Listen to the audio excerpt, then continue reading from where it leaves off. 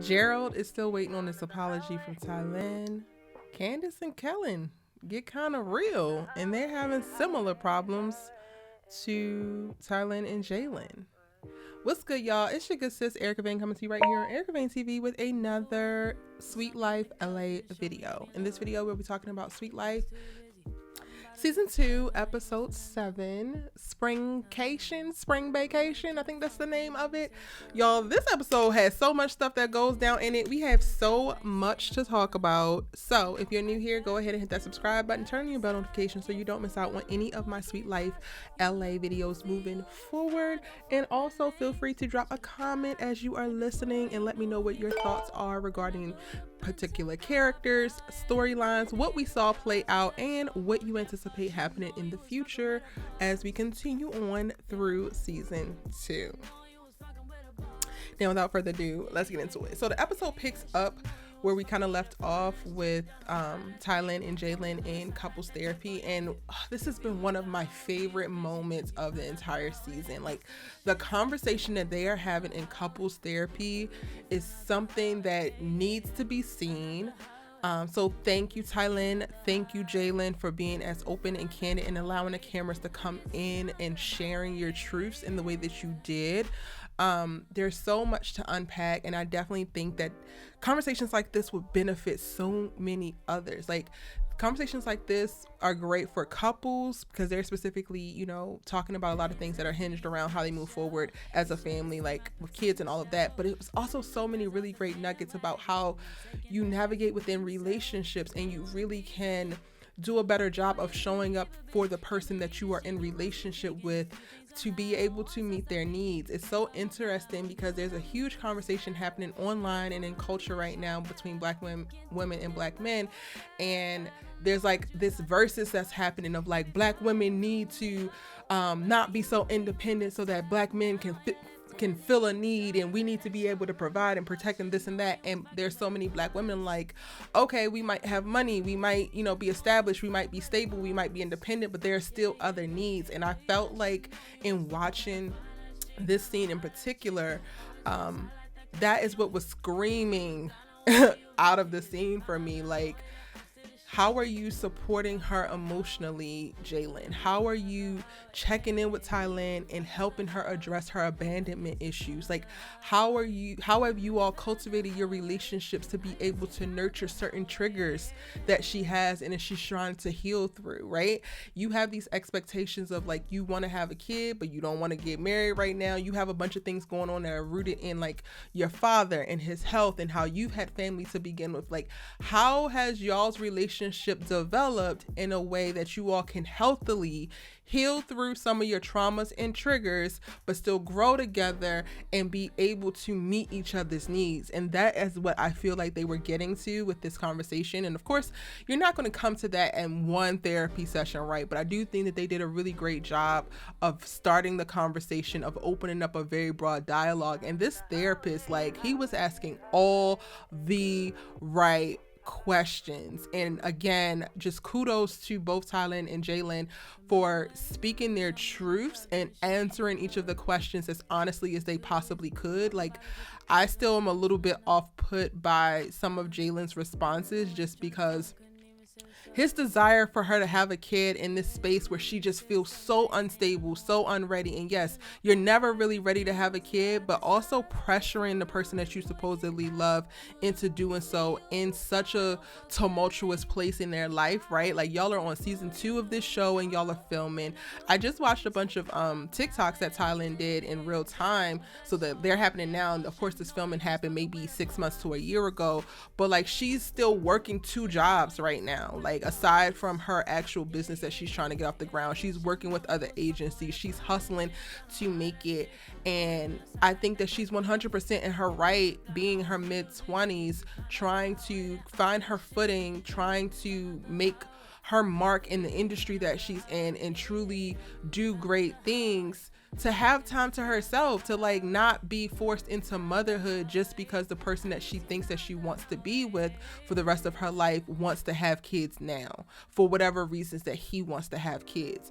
And again, I told y'all this in the last episode, but like, don't come to me talking about you want me to have your baby but you don't want to put a ring on my finger. Like, that just, for me specifically, it ain't gonna work. And Tylynn didn't actually come out and say that directly, but I think that that's also a standard that she has for herself that I hope that she doesn't back down on.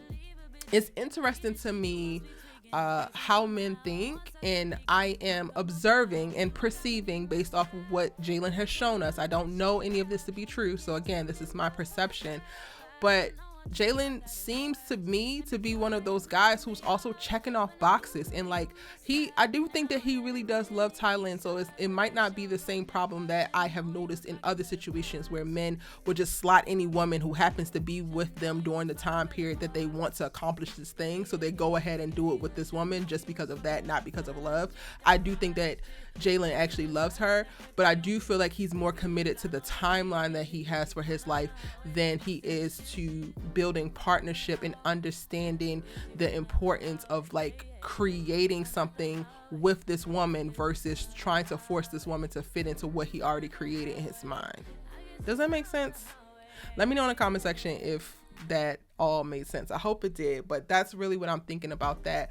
But I don't want to like put too much on Jaylen because I really do believe that it's so powerful to watch this black man in therapy with her after he was very apprehensive about going and speaking his truth, like being very open and honest. And this is how you learn. This is how you heal. I would not be surprised if Jaylen has watched this back now that it has premiered, or if they got to see it prior to, and he's made certain adjustments as their relationship has grown and as they have been able to get certain things out and use the therapist as kind of like a filter to be able to objectively observe and better position some of the expectations that they have for one another so that they can more clearly communicate, which is the purpose of therapy. We all need it. Yes. So we don't really get a full resolve with them there, but again, I do believe that they're in a great process of moving forward and healing. The next thing that we get is like with Candiss, Tylynn, and Amanda. They go to the spa in preparation for their Mexico trip, and Amanda is debriefing them on Gerald's expectations of Tylynn and why she hasn't apologized yet. And the line of the episode for me was like, Tylynn was like, listen, I use the word, you look up the definition, that's what you were doing, so that's the word that I use. I can't change the definition. More or less, that's what she said, y'all. And when I tell you, I had to go look up the definition to make sure I had it right. A sociopath has little regard for another person's emotions, rights, or experiences. They lack remorse for their actions, and they act in ways that show no regard for others, including lying, cheating, and manipulating. Some people with this condition aren't very sly about their conduct. Others are quite deceptive. I hate to break it to you, Gerald, you a sociopath, baby. Like, I didn't realize it because I don't typically use that word. I know that could be a very triggering word for people. And again, it's not something that I keep in my vocabulary and I throw out all willy-nilly. But when you really go back and look at last season and like how he was moving and how he just was so far removed, and he didn't give nobody no apologies. He didn't give no fucks. He just was completely like empathy-less, emotionless. He just had little regard for the people that his actions actually affected, or his situation in which he facilitated, how it actually affected people. That is exactly what the definition is. So why do you want Tylynn to apologize for saying that? Oh, because she said it on national television, on global television? Oh, because she identified you and placed a characteristic for what you were doing and being in that particular season of your life, and it was accurate, but you didn't want people to know, it was a little bit too loud? Well, baby, that's something that you're going to have to take up with Jesus, not her. And I really don't want Tylynn to give him an apology for it, because you have been moving like that last season. And if you, even when you come to this season, you are very much so like I have just been saying it, like you walk around as if you are the only thing that matters and nobody else matters. And that is giving sociopath. Like, I don't know what else you want people to say and do, bro. Find some empathy. And then maybe others will be empathetic towards you. I don't know what to tell you. Like, even having to watch this part of the storyline play out, and he's going around and complaining to everybody about how Tylynn is just not being held accountable, and everybody's getting apologies but him. It's interesting to me how the narrative continues about how Tylynn is not being held accountable. Meanwhile, Tylynn is handing out apologies left and right. If that ain't accountability, then what is it? Y'all are giving me y'all have no storyline, so y'all are leaning y'all asses on Tylynn and the storyline around making her the big bad wolf and the bully. And I hate that for her, because in all honesty, I feel like she's one of the realest ones on this entire damn show, and she is one of the ones who actually reflects on the things that she does. Gerald, we have yet to see you really reflect. Every time that you talk about a past situation that has happened, you talk about it from only your perspective and you being the only person who was affected. Tylynn has yet to do that. She has literally communicated how she felt, but then you also hear her say, well, I can understand how so-and-so felt this. I can understand how so-and-so saw this. I can understand X, Y, and Z. I'm going to take responsibility for this, but I also would love for this person to take responsibility for this. That's what you call maturity, baby. That's what you call adulting. And more than half of y'all asses ain't doing that.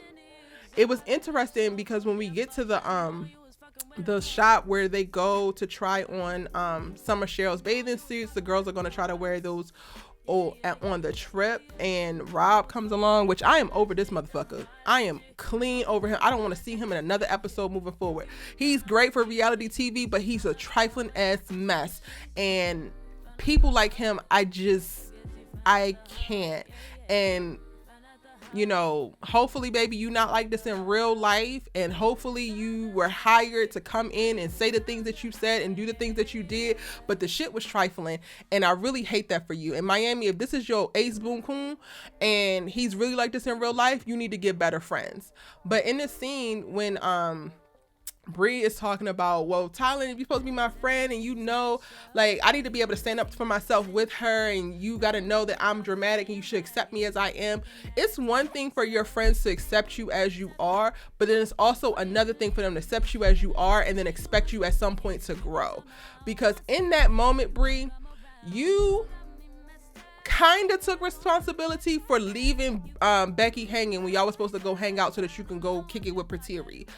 You might not have meant it, and I said this, like, she didn't mean it, but she was a little bit snarky with Myami, and it did come across like there's an air of Myami isn't really a part of this group, so I don't have to regard her in this way.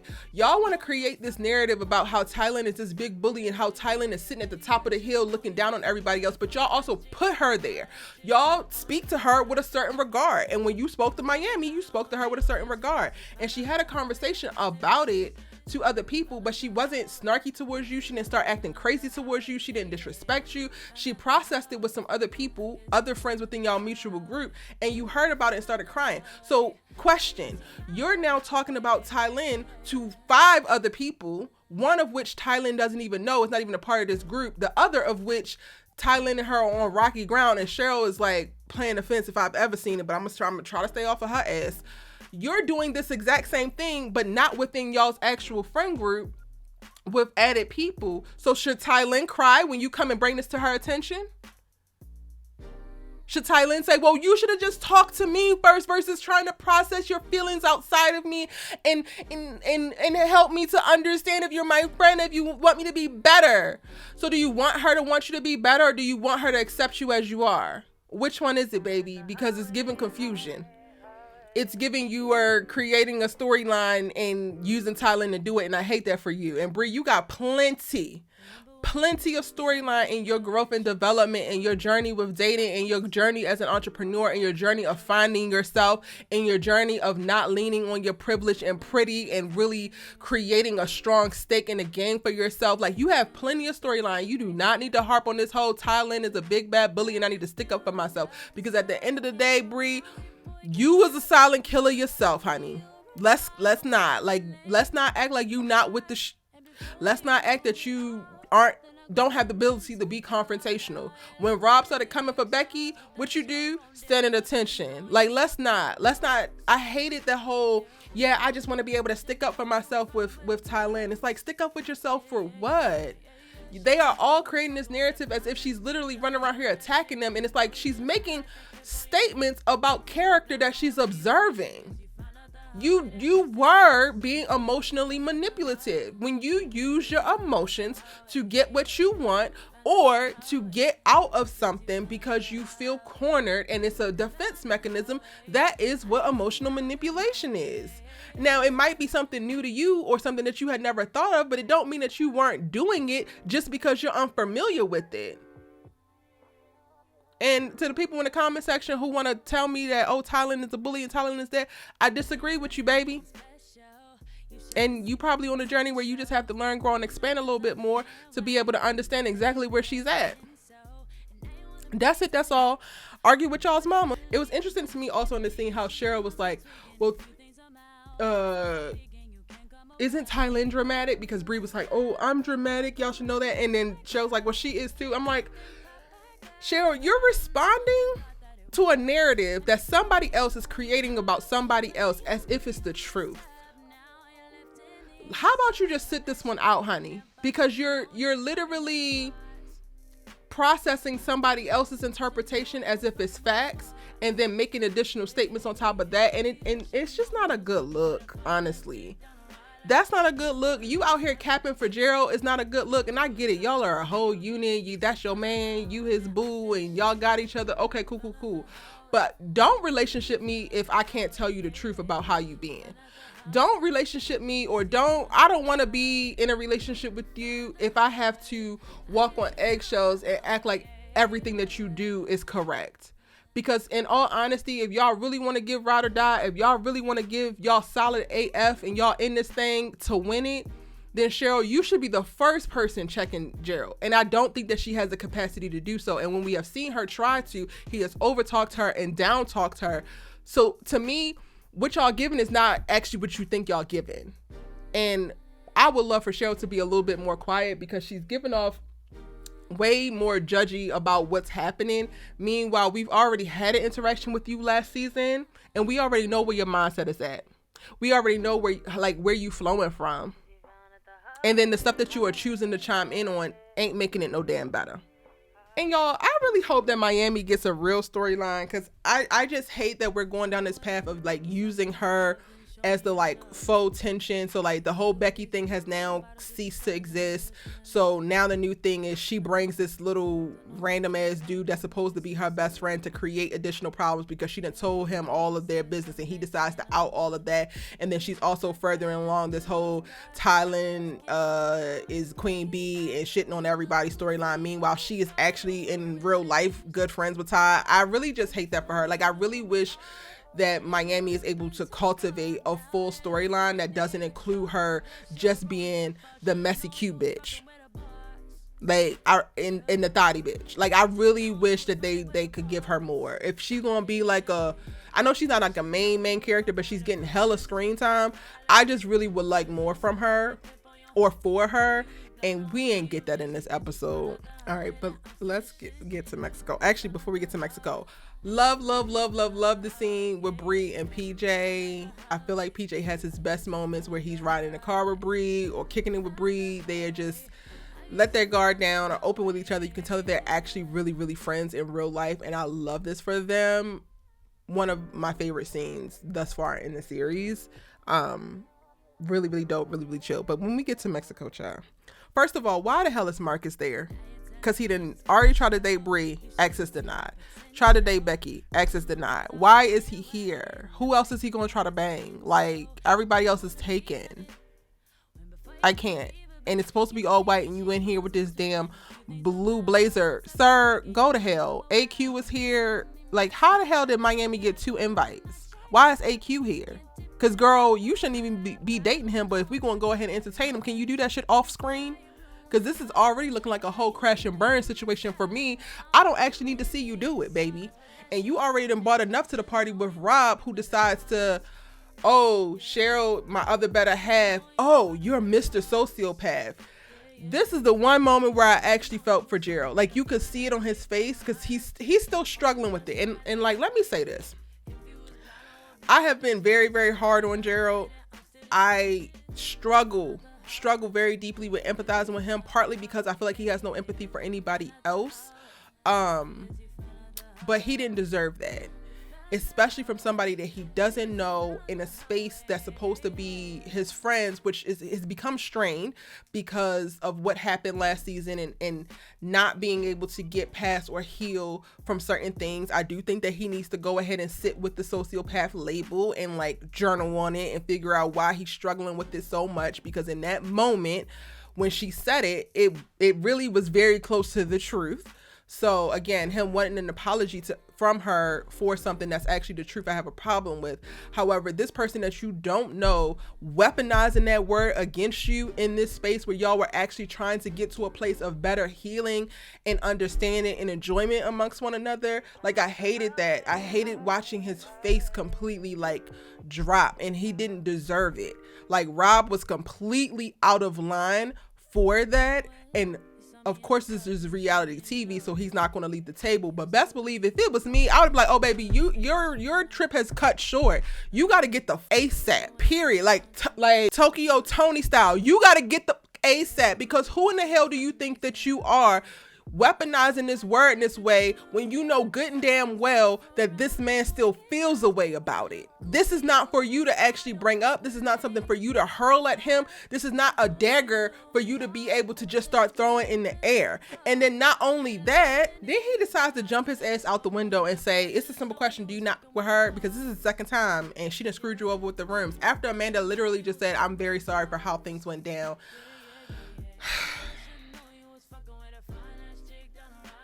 If I just want to start was a person, it would be Rob. And why are you here? You're not even enjoyable to be around. Like, you literally watch him in different moments within these scenes, and it looks like he's looking for a time to jump in and shit up. And there's very split seconds where they do show like a little reaction, and you could tell that he's starting to feel the heat from some of the things that he just said, but he don't stop saying them.